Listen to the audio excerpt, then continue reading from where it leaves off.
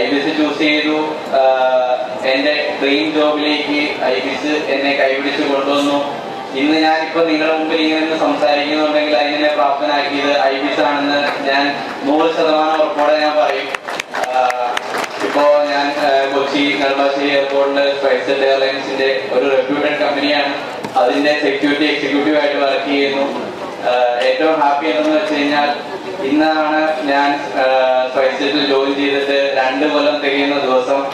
ആ ഒരു ദിവസം തന്നെ എനിക്ക് ഈ ഒരു അവാർഡ് ഇവിടുന്ന് മേടിക്കാൻ പറ്റിയത് വളരെ സന്തോഷമുണ്ട്. Thank you so much.